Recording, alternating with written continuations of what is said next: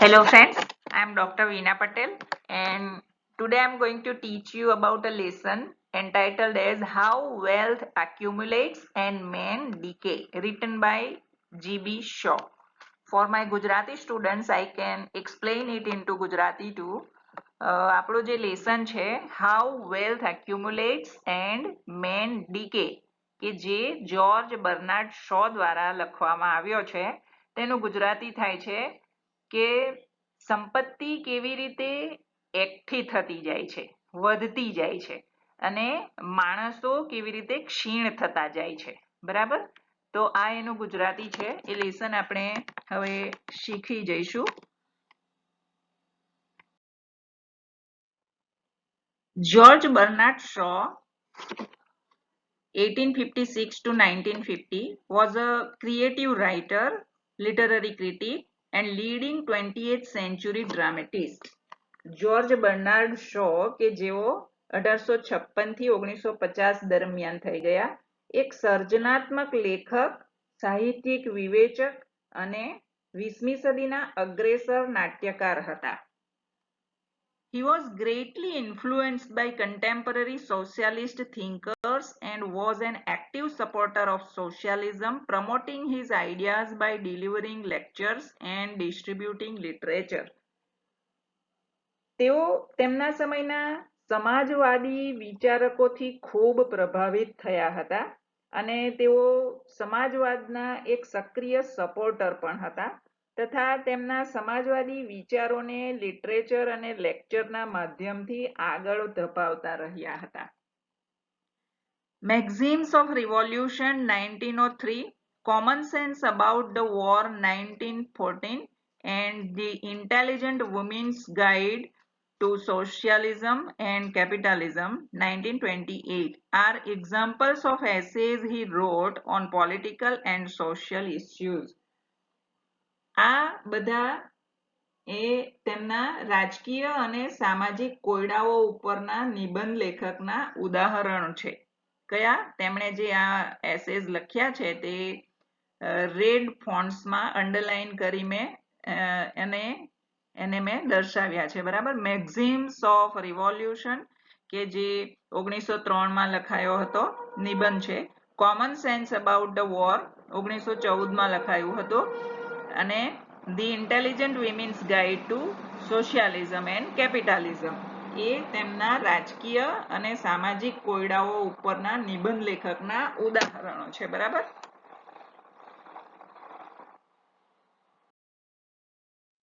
In his essays, Shaw argued in favor of the equality of income and the equitable division of land and capital, while simultaneously expressing his notions on contemporary moral issues.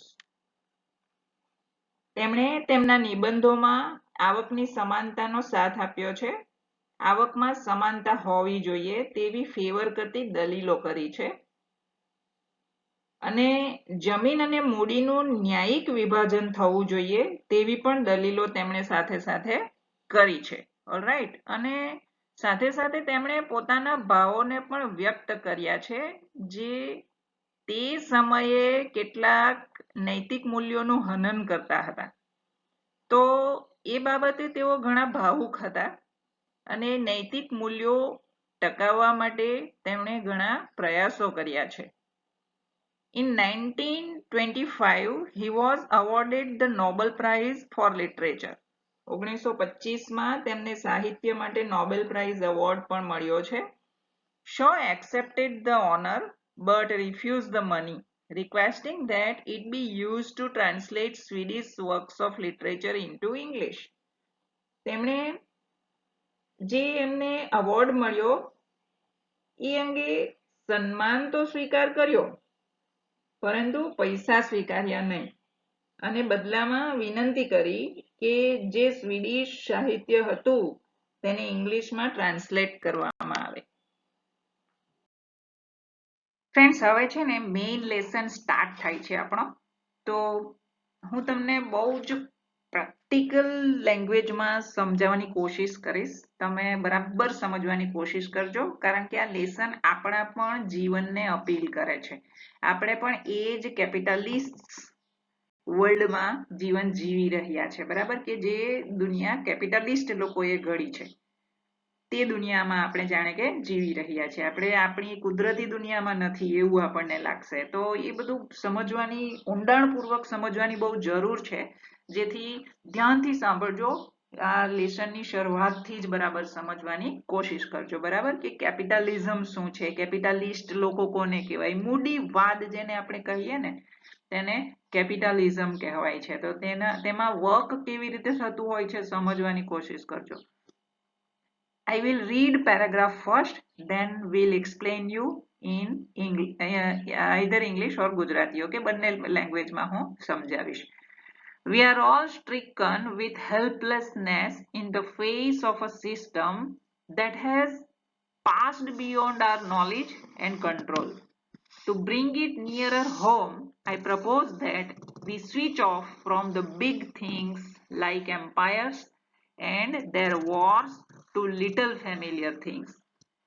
Take pins, for example. There was a time when pin makers could buy the material, shape it, make the head and the point, ornament it, and take to market or to your door and sell it to you. They had to know 3 trades: buying, making, and selling. And the making required skill in several operations. They not only knew how the thing was done from beginning to end, but could do it. But they could not afford to sell you a paper of pins for a farthing. Pins cost so much that a woman's dress allowance was called pin money.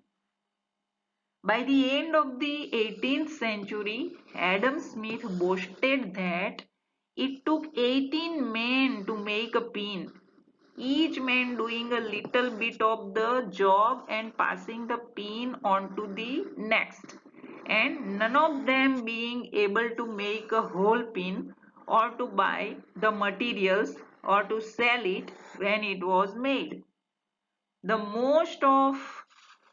most you could say for them was that at least they had some idea of how it was made, though they could not make it. Now, as this meant that they were clearly less capable and knowledgeable men than the old pin makers, you may ask why Adam Smith boasted of it as a triumph of civilization when its effect was so clearly a degrading effect. The reason was that by setting each man to do just one little bit of the work and nothing but that over and over again, he became very quick at it. The man, it is said, could turn out nearly 5,000 pins a day each, and thus pins became plentiful and cheap. The country was supposed to be richer because it had more pins. Though it had turned capable men into mere machines doing their work without intelligence and being fed by the spare food of the capitalist as an engine is fed with coal and oil. That was why the poet Goldsmith, who was a far-sighted economist as well as a poet, complained that wealth accumulates and men decay. I explain you this. આપણા જ જ્ઞાન અને નિયંત્રણની બહાર પસાર થયેલી વ્યવસ્થા સામે આપણે બધા લાચારીથી પીડિત છીએ. આ વાક્ય શુદ્ધ ગુજરાતીમાં જો હું તમને કહું ને તો તમારા ફક્ત માથા ઉપરથી જશે. જરા ફરીથી આ વાક્ય ઉપર તમારું ધ્યાન આપો.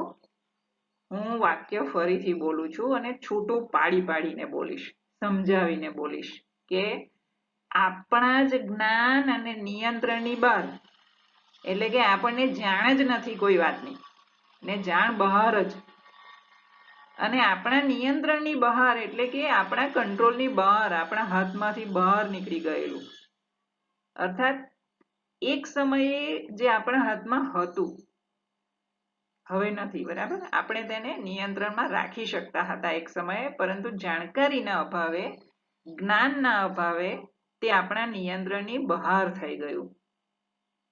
વાક્યનો બીજો ભાગ જુઓ, પસાર થઈ ગયેલી વ્યવસ્થા, સિસ્ટમ ધેટ હેઝ પાસ્ડ, એટલે કે આપણા જ માટે જે વ્યવસ્થાઓ ઊભી કરવામાં આવી હતી તે, અને અહીં આપણે એટલે કોણ? પ્રજા. આપણે એટલે પ્રજા. પ્રજાના હિતમાં ઊભી કરવામાં આવેલી સિસ્ટમ, વ્યવસ્થા આપણા જ્ઞાન અને નિયંત્રણની બહાર નીકળી ગઈ છે, અને એ સિસ્ટમ, એ વ્યવસ્થા, એ પ્રથા સામે હવે આપણે કેવા છીએ? પીડિત છીએ. બરાબર, પીડિત છીએ. we have become victims. GB show ના આ એસેનું બીજું વાક્ય જુઓ, એમાં લખ્યું છે, to bring it nearer home, I propose that we switch off from the big things like empires and their wars to little familiar things. એમ લખ્યું છે. બરાબર, તેને ઘરની નજીક લાવવા માટે, એટલે આ જે બધી વસ્તુઓ આપણા હાથની બહાર નીકળી ગઈ છે, હવે એને અગર આપણી સમક્ષ જોઈએ, આપણી આંખોની સમક્ષ જો આપણે લાવવી હોય તો શું કરવું પડે?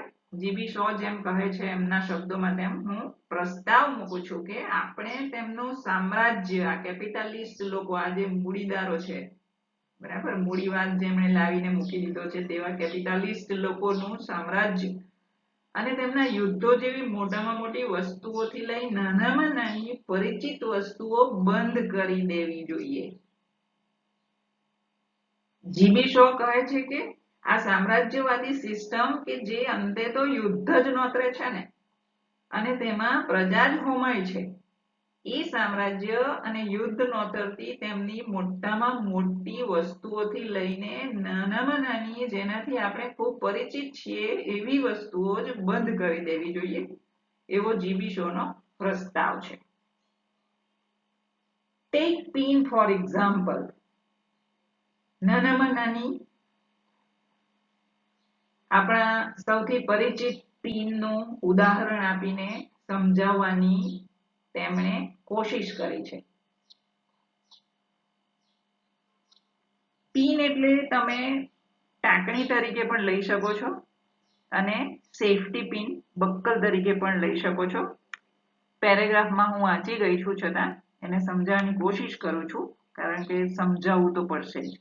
એક સમય હતો જ્યારે પિન મેકર્સ આ પિન કે ટાંકણી બનાવનાર મટીરિયલ ખરીદતા હતા. પિન મેકર્સ એટલે પિન બનાવનાર માણસો શું કરતા? મટીરિયલ ખરીદતા. પહેલા તો તેને આકાર આપતા હતા, તેનું માથું, એનું જે ઉપરનું ટોપ આવે ને, હેડ, ઉપરનો ભાગ, અને પોઈન્ટ, તેનો વેધક ભાગ બનાવતા હતા. તેના ઘરેણા પણ બનાવતા હતા અને માર્કેટમાં લઈ જતા હતા, અથવા તમારા દરવાજે આવીને તે પિન તમને વેચતા પણ હતા. તો જે ઓલ્ડ પિન મેકર્સ હતા તેમની આ વાત થઈ. બરાબર, અને આ કાર્ય માટે તેમને 3 પ્રકારના વ્યાપાર જાણવા પડતા હતા: બાઇંગ, મેકિંગ એન્ડ સેલિંગ. ખરીદવું, બનાવવું અને વેચવું. અને બનાવવા માટે કૌશલ્યની જરૂર પડતી હતી, સ્કિલ્સ. બરાબર, કારીગરી. કેટલીક બાબતોમાં સ્કિલ્સની જરૂર પડતી હતી, કૌશલ્યની જરૂર પડતી હતી. તેઓ આ કાર્યશૈલી શરૂઆતથી અંત સુધી એ કઈ રીતે બને છે તે ફક્ત જાણતા જ ન હતા, બલકે તેઓ તે બનાવી પણ શકતા હતા. પરંતુ તે પીનો મૂકવા માટે તમને કાગળ વેચવાનું પરવડતું ન હતું. જે તમે ગુલાબી કલરના પાનામાં બક્કલ વેચાતી કે એ લોકો આપણને વાળી આપતા જુઓ છો, 100 આપણને ગુલાબી કલરના પેપરમાં અહીં આપવામાં આવે છે, બરાબર. Sorry for a little disturbance. તો કેમ તેમને એવા પ્રકારના ગુલાબી કલરના કાગળ વેચવાનું પરવડતું ન હતું? કારણ કે કાગળ પાછી બીજી આઈટમ થઈ ગઈ, બીજી પ્રોડક્ટ ગણાય કાગળ. તેઓ ફક્ત તેમણે બનાવેલી પીન વેચી શકતા હતા. કાગળ વેચવું તેમને માટે પરવડતું ન હતું. તે સમયે પીનની કિંમત એટલી વધારે હતી કે સ્ત્રીના ડ્રેસનો ખર્ચ પણ પીન મની તરીકે ઓળખાતો હતો. ઓકે, તે સમયે સ્ત્રીના ડ્રેસનો ખર્ચ પણ પીન મની તરીકે ઓળખાતો હતો, કારણ કે ડ્રેસનો જે ખર્ચ કાઢવામાં આવતો તેટલો જ તે સમયે પીનની પણ કિંમત હતી. હવે આગળ જઈએ ને તો 18મી સદીના અંતમાં એડમ સ્મિથ, નામ બરાબર યાદ રાખજો હા. એડમ સ્મિથે શું શેખી કરેલી, શું બડાઈ હાંકેલી? જીબીશોના શબ્દોમાં આપણે જાણવું જોઈએ કે it took 18 men to make a pin, each man doing a little bit of the job and passing the pin on to the next, and none of them being able to make a whole pin or to buy the materials or to sell it when it was made. એટલે કે એમણે એક pin બનાવવા પાછળ 18 માણસોને બેસાડવાની હિમાયત કરી હતી. જ્યારે જૂના જમાનામાં પેલા ઓલ્ડ પિન મેકર શું કરતા? એક જ વ્યક્તિ ઘણી પિન બનાવી શકતો હતો. પણ આ કેપિટાલિસ્ટ એડમ સ્મિથ આવ્યા અને એમણે એવી હિમાયત કરી કે એક પિન બનાવવા પાછળ 18 માણસોને બેસાડી દો. આપણે જોઈએ એનું પરિણામ શું આવે છે. એક નાનકડી પિન માટે 18 માણસ. પણ એમની અર્થશાસ્ત્રની નીતિ તમે જોજો, એમનો મનસૂબો તમને પાછળથી સમજ પડશે. એ 18 માણસોમાંથી પ્રત્યેક માણસે જરાક જ કામ કરવાનું હતું અને પિનને બીજા માણસ પાસે પાસ કરવાની હતી, અને તેમાંથી એકેય માણસ એક આખી પિન બનાવી શકવા સક્ષમ ન હતો, કે મટીરિયલ ખરીદવા પણ જઈ શકતો ન હતો, કે જ્યારે એ પિન બની જાય વેચવા પણ તેને જવાનું નહીં. કઈ ખ્યાલ આવે છે તમને? મટીરિયલ ખરીદી આપવા વાળો જુદો, બની ગયા બાદ પિન વેચવા વાળો જુદો, અને એક પિન બનાવવા વાળા પાછા અસંખ્ય. આ તેમની માર્કેટિંગ સિસ્ટમ હતી. આ પિન મેકર્સ વિશે વધુમાં વધુ તમે એમ કહી શકો કે તેમને એટલીસ્ટ આઈડિયા તો હતો, ફક્ત કેવી રીતે પિન બને છે, કે પિન બનતી શી રીતે હતી, એટલીસ્ટ એ લોકોને ફક્ત આઈડિયા હતો, પણ તેઓ બનાવી તો શકતા જ ન હતા. ધારે કે ઈચ્છે તો પણ બનાવી શકતા ન હતા, કારણ કે તેમને અસાઇન્ડ ટાસ્ક જ કરવાનું આવતું. જેટલું કામ સોંપવામાં આવે એટલું જ કરવાનું હતું. they could not make it. આપણે જોઈએ કે એડમ સ્મિથ કોણ હશે. હું તમને એમનો ફોટોગ્રાફ જરા બતાવી દઉં કે એડમ સ્મિથ જોવું તો જોઈએ કે ભાઈ એ કોણ માણસ હતા કે જેમણે આ સિસ્ટમ લાવીને બેસાડી દીધી.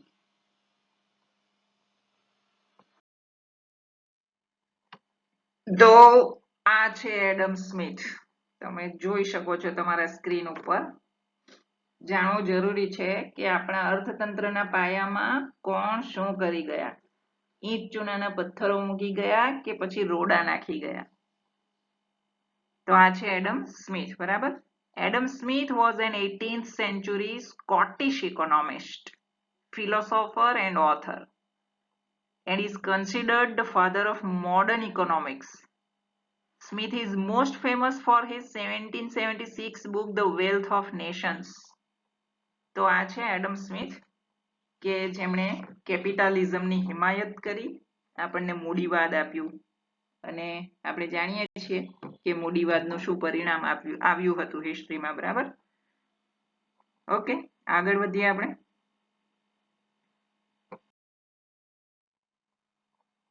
પેરેગ્રાફ જે ઇંગ્લિશમાં તમારી સામે છે એ તો હું વાંચી જ ગઈ છું ઓલરેડી, પણ તમને સમજાવી દઉં કે આ પેરેગ્રાફમાં આગળ આપણે ક્યાં આવ્યા છીએ.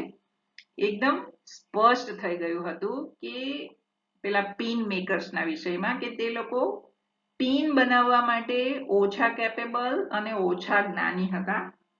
કોના કરતા? પેલા ઓલ્ડ પિન મેકર્સ કરતા. તમે પૂછી શકો એડમ સ્મિથે આવો રસ્તો કેમ બતાવ્યો હતો સિવિલાઇઝેશનના વિજય માટે, જ્યારે તેની અસર સ્પષ્ટપણે પડતીની અસર હતી?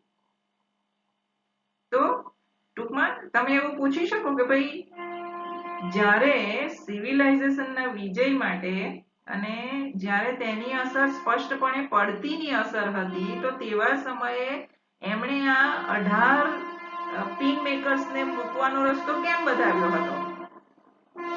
બરાબર,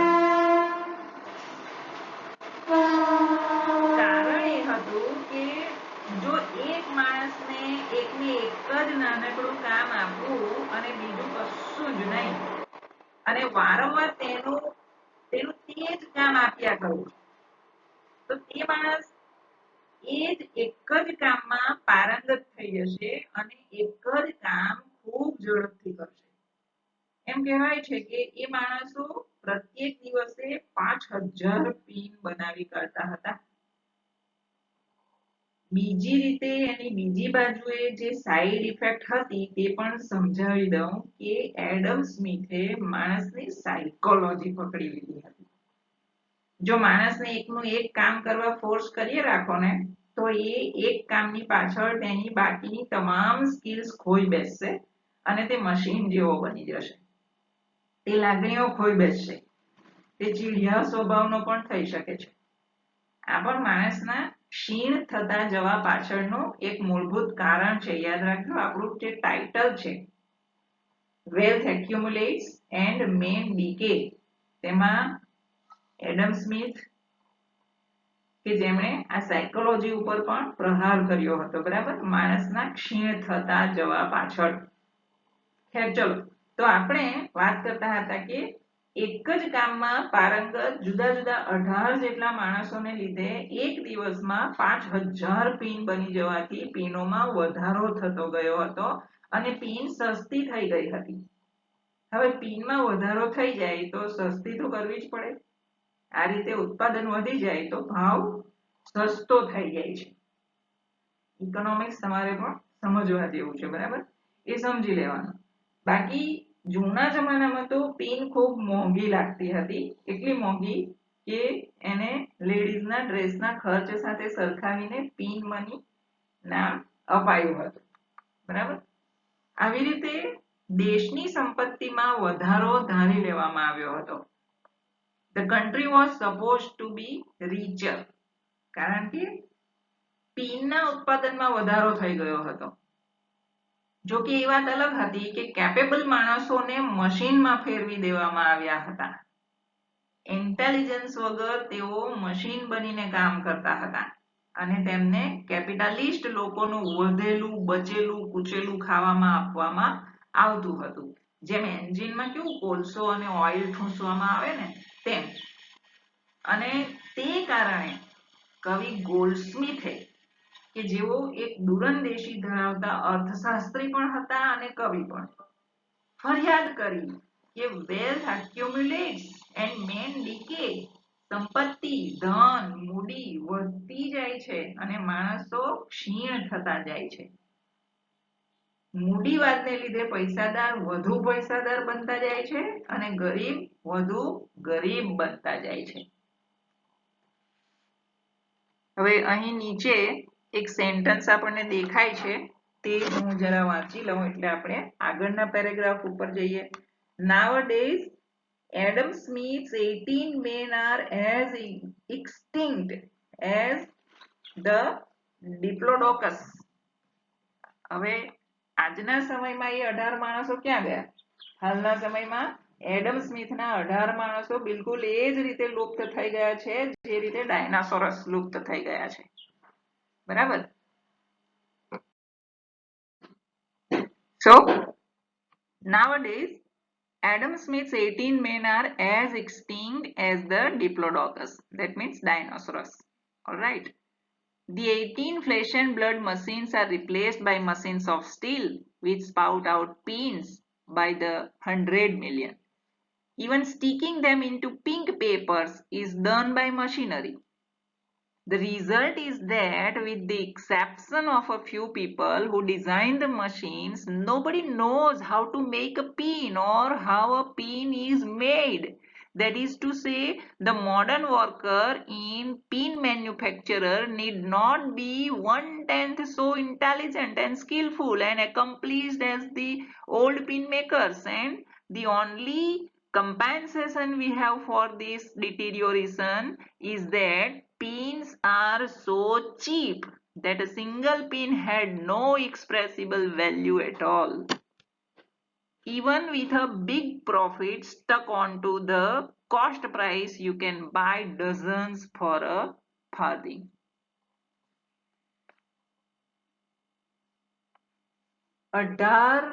હાડ ચામડાને લોહીના આ મશીનોની જગ્યાએ હવે સ્ટીલ મશીનો મૂકી દેવામાં આવ્યા છે, જે એક સાથે 100 મિલિયન જેટલી પીનો ઓકે છે. એટલું જ નહીં, ગુલાબી કલરના પેપરમાં પીનો ગોઠવવાનું કામ પણ મશીનો જ કરે છે. એનું પરિણામ એ આવ્યું કે અપવાદ રૂપે થોડાક જ માણસો કે જેઓ મશીન ડિઝાઇન કરે છે તેમને જ ખબર હશે કે પિન કેવી રીતે બને છે, બીજું કોઈ જાણતું નથી.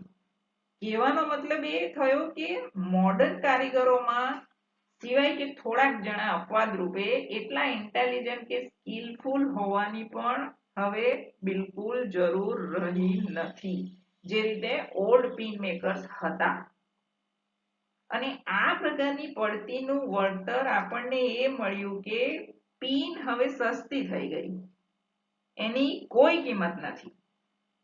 એક પિનની તો કોઈ વેપારી કિંમત અભિવ્યક્ત પણ ના કરી શકે ને તમારે વધારે લેવી પડે, અને તમે ડઝન પિન ખરીદી લો એટલે વેપારીને એમાં નફો પણ મળી જ જાય.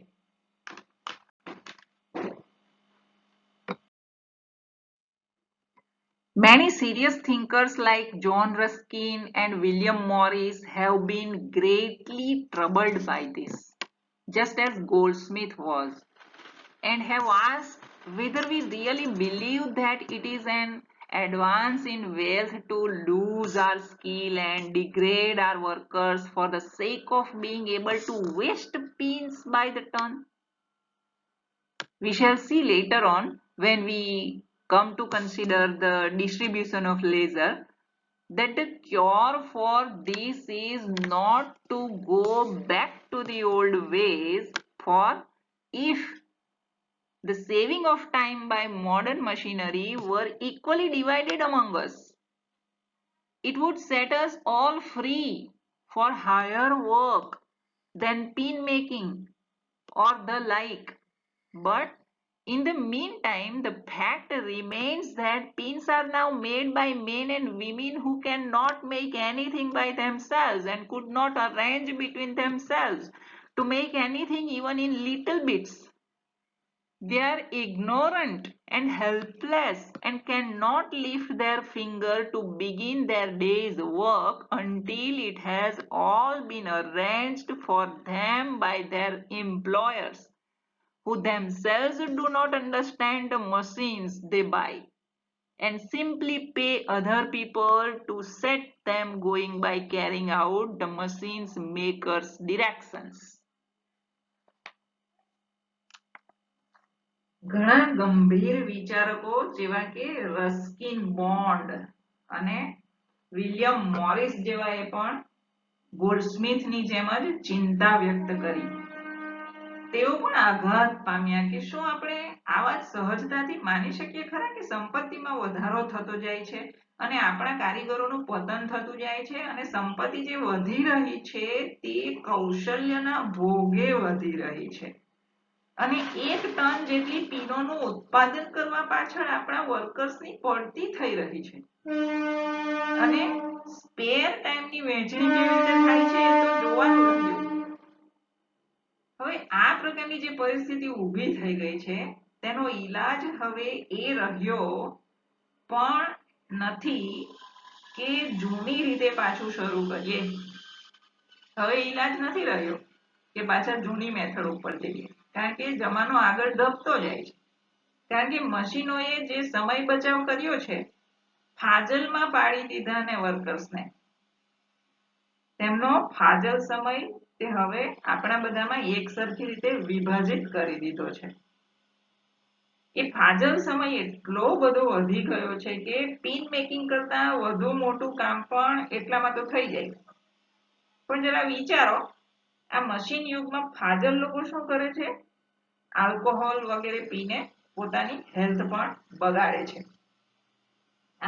આ કેપિટલિઝમની બીજી સાઈડ ઇફેક્ટ છે. બરાબર, ફાજલ સમય ઘણો બધો મળી જાય છે વર્કર્સ લોકોને, મશીન વર્ક કરતા હોય છે તેથી.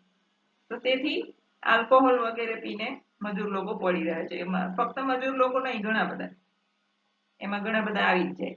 બીજી બાબત એ કે જે સ્ત્રી પુરુષો પિન બનાવે છે તેઓ પોતે હવે બીજું કશું બનાવી નથી શકતા અને તેમનું જીવન પણ એરેન્જ નથી કરી શકતા, કંઈ જ નથી કરી શકતા. તેઓ ઇગ્નોરન્ટ અને હેલ્પલેસ બન્યા છે અને આંગળી પણ ઊંચી નથી કરી શકતા કે તેઓ તેમના દિવસના કામની શરૂઆત કરી શકે. જ્યાં સુધી એ લોકો આંગળી ઊંચી ત્યાં સુધી ન કરી શકે જ્યાં સુધી એ બધું તેમના નોકરીદાતાઓ દ્વારા જ સેટ કરવામાં આવતું હતું. એ નોકરીદાતાઓ કે જેઓ મશીન ખરીદતા, તેઓ પણ મશીનને બરાબર સમજતા ન હતા. જે મશીન ખરીદે એ પોતે પણ મશીનને સમજતો હોતો નથી અને મશીનમાં કશું થાય તો બીજાને પે કરતા કે જેથી બીજો આવે અને મશીન લઈ જાય જ્યાંથી એ મશીન લાવ્યા હતા અથવા જ્યાં એ મશીન બનતા હતા. તો કેપિટલિઝમમાં આવું ચાલતું હોય છે. The same is true of clothes.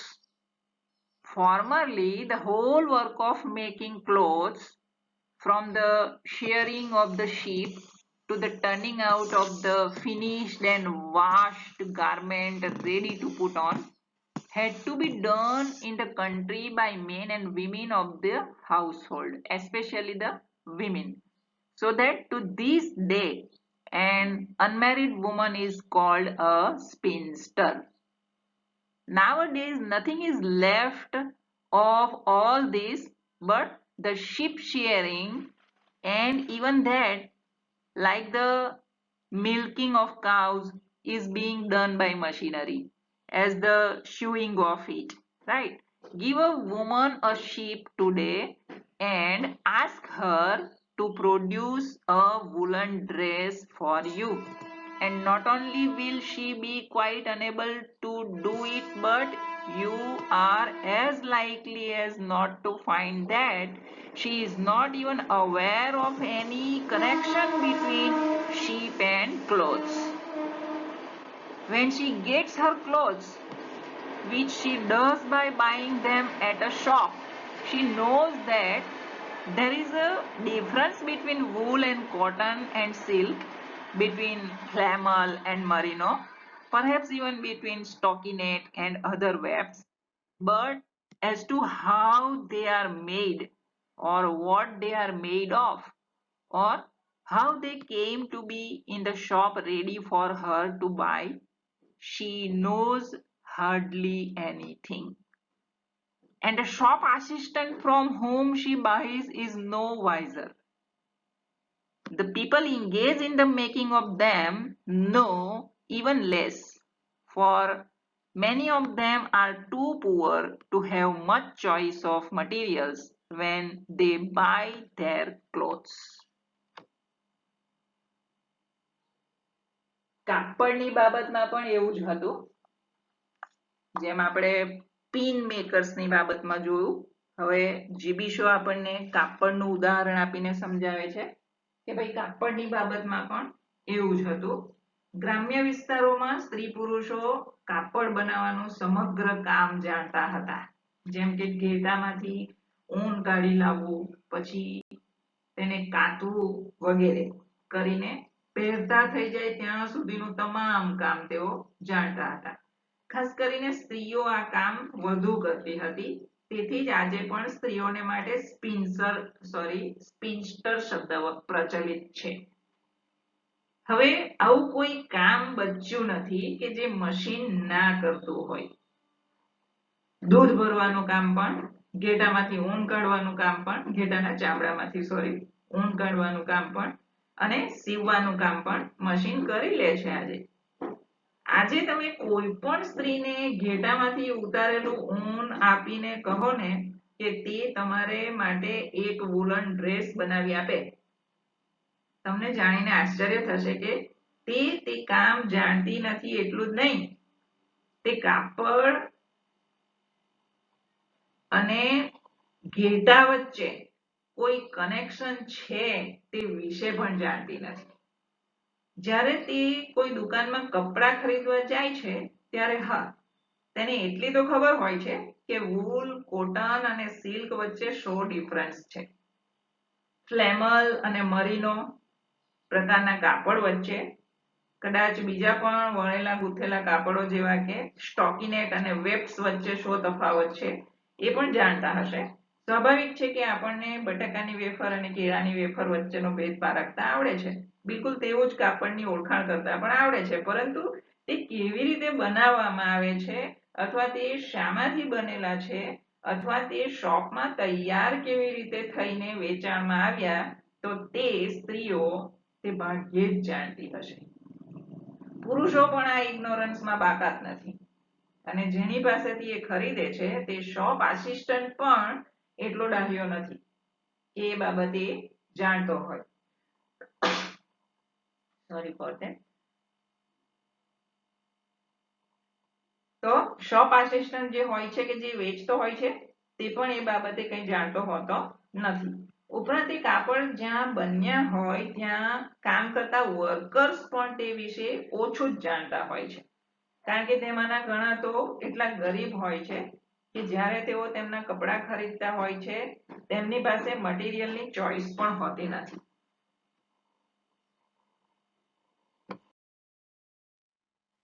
Thus, the capitalist system has produced an almost universal ignorance of how things are made and done, whilst at the same time it has caused them to be made and done on a gigantic scale. We have to buy books and encyclopedias to find out what it is we are doing all day. And as the books are written by people who are not doing it and who get their information from other books, what they tell us in from 20 to 50 years out of date and practical at that. And of course, most of us are too tired of our work when we come home to want to read about it. What we need is a cinema to take our minds off it and feed our imagination. આવી રીતે capitalist એટલે કે મૂડીવાદી સિસ્ટમે લગભગ વૈશ્વિક અજ્ઞાનતા જ વધારી છે કે વસ્તુઓ કેવી રીતે બને છે, શું કરવામાં આવે છે. એ જ સમયે આ પ્રથાએ આ બધું વસ્તુઓનું ઉત્પાદન પણ મોટા પાયે કરી દીધું છે. આપણે હવે બુક્સ અને એન્સાઇક્લોપીડિયાસ ખરીદવા પડે છે આપણે જે કાર્ય કરીએ છીએ તેના માટે, કે આપણે શું કરી રહ્યા છે એ વિશે શું કરવું જોઈએ, શું જાણવું જોઈએ, એના માટે આપણે બુક્સમાં ફાંફા મારી રહ્યા છીએ પોતાના જ કાર્યને જાણવા માટે. અને એ બુક્સ એવા લોકો દ્વારા લખાયેલી હોય છે જે એ કાર્ય કરતા પણ નથી અને એ લેખકોએ પોતે એ ઇન્ફોર્મેશન બીજી બુક્સમાંથી મેળવેલી હોય છે અને એ લેખકો જે આપણને કહેતા હોય છે તે પાછું 20 થી 50 વર્ષ જૂની હોય છે અને તે સમયના વ્યવહારમાં હશે તે. અને ઉપરથી આપણે પાછા આખો દિવસના કામથી થાકેલા ઘરે આવીને એ વાંચવા મથવું પડે છે. તો શું થાય આપણું? એવા સમયે આપણને સિનેમાની જરૂર હોય છે આપણા માઇન્ડને એનાથી દૂર રાખવા માટે અને મનોરંજન પૂરું પાડવા માટે.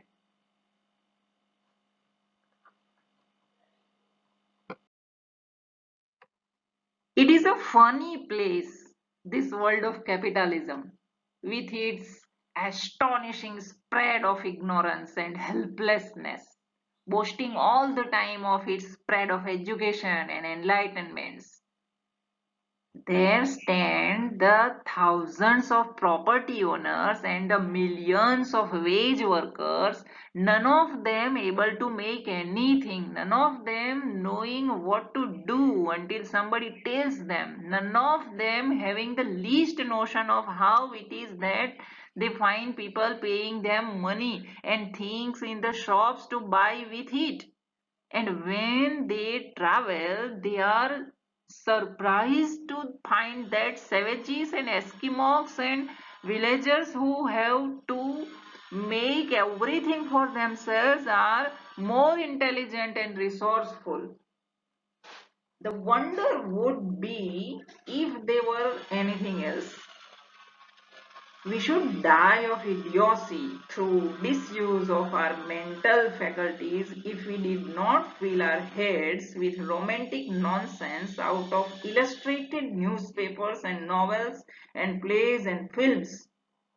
Such stuff keeps us alive, but it falsifies everything for us so absurdly that it leaves us more or less dangerous lunatics in the real world.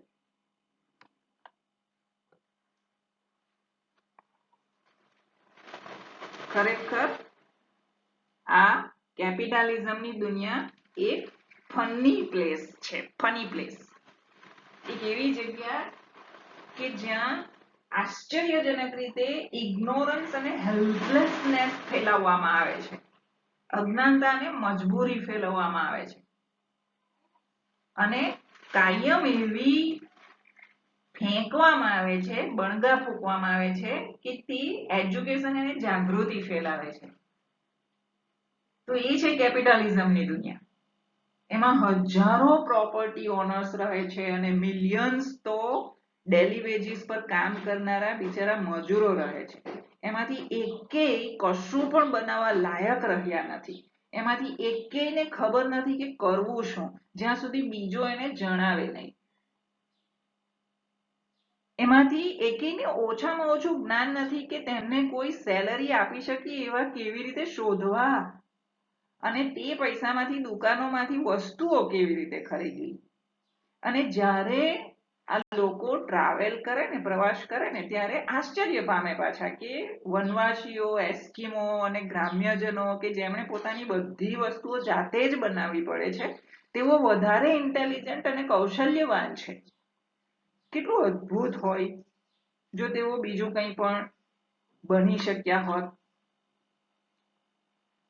એ તો સારું છે કે આપણે આપણી મૂર્ખતાથી મૃત્યુ નથી પામતા, બાકી આપણી જે માનસિક શક્તિઓ છે તેનો જ્યારે જ્યારે આપણે દુરુપયોગ કરીએ છીએ ત્યારે આપણું મૃત્યુ થઈ જવું જોઈએ. જો આપણે આપણા મગજને આ સચિત્ર અખબારો, નવલકથાઓ, નાટકો, ફિલ્મો અને રોમેન્ટિક નોનસેન્સથી જો ભરવાના હોય ને તો એવા પ્રકારના ડિસયુઝથી આપણું મૃત્યુ થઈ જવું જોઈએ.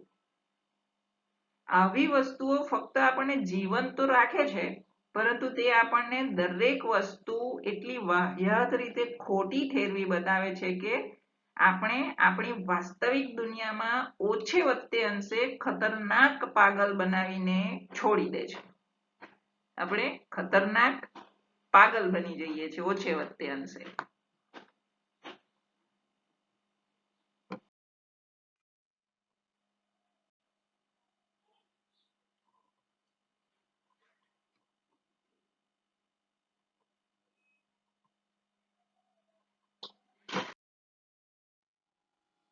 તો ફ્રેન્ડ્સ, આપણે આ લેસનમાં પિન મેકર્સનું ઉદાહરણ જોયું, ક્લોથ મેકિંગનું ઉદાહરણ જોયું.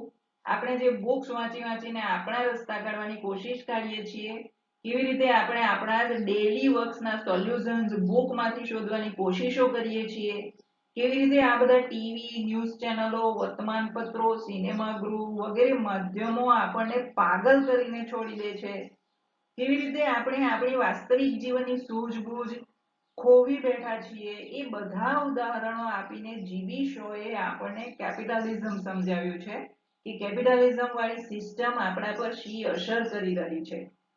તો એ શીખી સમજી લીધા બાદ હવે તમારે જરાક આ નીચેના પ્રશ્નો પણ એના જવાબો સાથે લખીને તૈયાર કરી જવાના છે, જેથી તમે ફક્ત કેપિટલિઝમ વિશે જાણીને બેસી રહ્યા નથી, બલકે એના પ્રશ્નોના જવાબો પણ તમને આવડે છે એ સાબિત થઈ શકે. બરાબર, આપણે પ્રશ્નો જરાક જોઈ લઈએ. તમારે જાતે એના જવાબો લખીને મોઢે કરવાના છે. Answer the following questions in about 250 to 300 words each. તમારી ટેક્સ્ટ બુકમાં આ પ્રશ્નો આપેલા જ છે. Question number 1. Describe how pins were made at the time this essay was written according to Adam Smith's description. સૌપ્રથમ તો ક્વેશ્ચનનું તમારે તમારી મધર ટંગમાં ઇન્ટરપ્રિટેશન કરી લેવાનું છે કે ક્વેશ્ચનને રીડ કરો અને સમજો બરાબર, જેથી શું પૂછેલું છે તે તમને ખબર પડે. ન સમજ પડે તો વારે વારે એને વાંચવું જરૂરી છે. અહીં એડમ સ્મિથે જે પિન બનાવવાની આધુનિક પદ્ધતિ પેલા 18 માણસોને બેસાડીને બનાવવાની રીત વિશે વર્ણવી છે ને, તે અહીં તમારે વર્ણવવાની છે. નો ડાઉટ એમાં તમે પેલી ઓલ્ડ પિન મેકર્સની જૂની પદ્ધતિ સાથે કમ્પેર કરીને પણ વર્ણવી શકો છો. Second question, what is Shaw trying to convey through the analogy of pin making? Pin મેકિંગનું ઉદાહરણ આપીને જીબી શો કયો મેસેજ આપે છે?